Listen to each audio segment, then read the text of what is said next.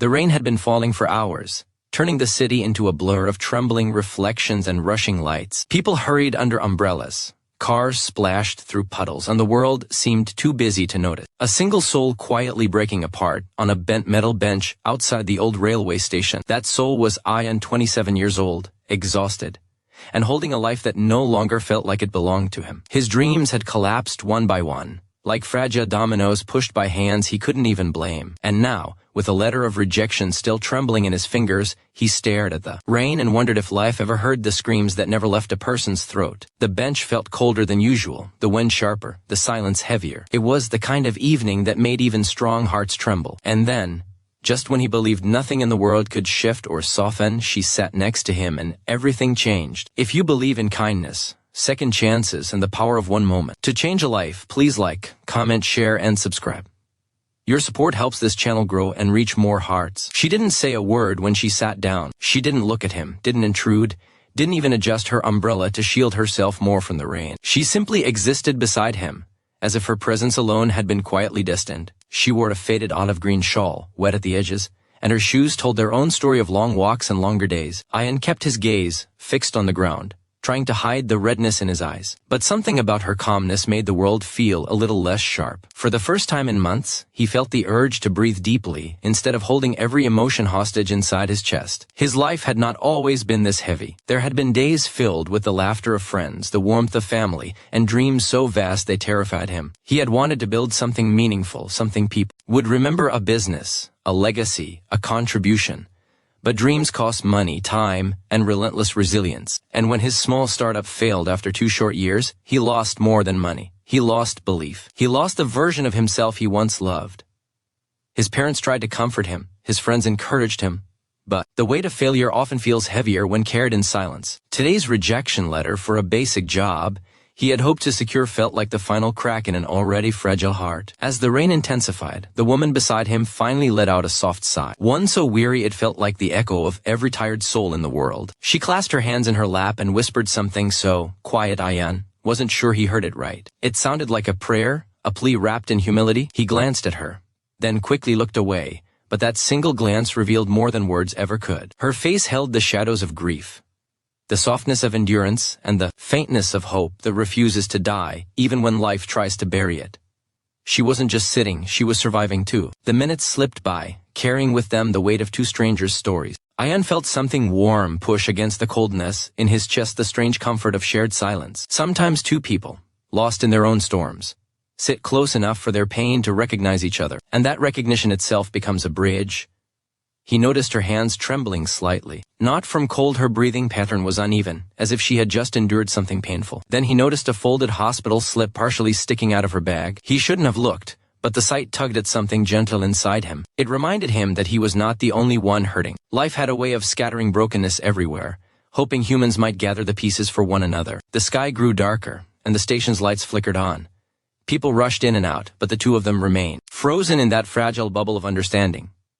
Ayan felt the urge, for once, to not run from his pain, to sit with it, to face it.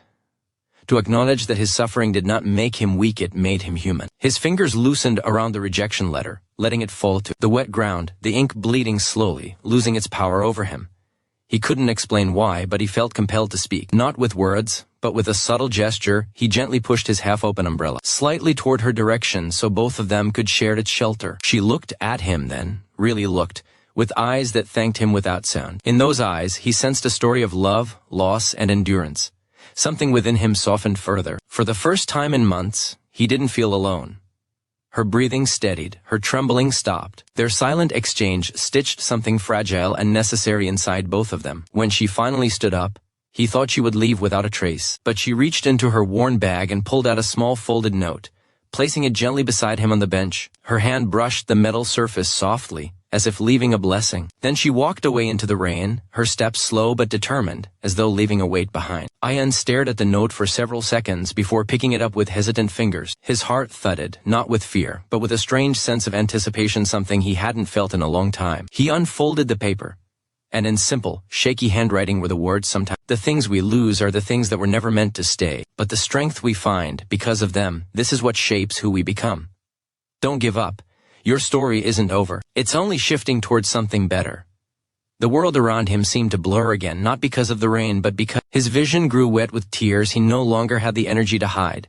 She understood. Somehow, she saw him without knowing him. And her words felt like they were written by someone who knew what it meant to break and still rise. Ayan clutched the note with trembling hands, pressing it to his chest. Something deep inside him, something he thought had died, stirred again. It wasn't hope, not yet, but it was the possibility of hope. He looked in the direction she had gone, but she had already disappeared into the moving world. For a moment, he wondered if she had been real at all. But the note in his hand, warm from his grip, proved that her presence wasn't a fragment of imagination. She had been real. Her message was real. And the shift happening in his heart was real. Ayan stood up slowly, breathing deeper than he had all day. The rain didn't feel as cold anymore. The world didn't feel as suffocating. He knew the challenges ahead were still there. He still had no job. His startup was still gone. His confidence was still fragile. But something had changed, because someone, without knowing him, without asking anything of him, had reminded him that he wasn't defined by failure. That broken things still had value. That people could still find their way back to themselves. He walked toward the station lights, feeling a quiet strength building in his steps. He didn't know what tomorrow would bring, but he knew he would face it. For the first time in a long time, he allowed himself to imagine new beginnings. Days passed, and that note stayed with him, folded in his wallet, tucked against his heart. And every time he felt himself slipping back into darkness, he read the words again. They grounded him. They reminded him of her, the stranger whose silence spoke louder than speeches, whose presence healed more than advice ever could. Ayan began rebuilding his life piece by piece. He volunteered at a community center, offering the little skills he had. He met new people, listened to their stories, shared moments of kindness. Slowly, opportunities began to appear. A small job offer, a chance to help with a local project, a new sense of direction. Life didn't magically fix itself, but it began to move again. And sometimes, late at night, he wondered how she was, what her story had been, whether she was healing too, whether their shared moment of quiet connection had helped her the way her presence had helped him. In the end, he realized something. Sometimes the most life-changing moments come from people who enter our lives briefly but leave marks that last forever. If this story touched your heart, or reminded you of a moment when a stranger changed your life, please like, comment, share, and subscribe. Your support keeps these stories alive. Before we end, special request, comment below which moment in the story moved you the most.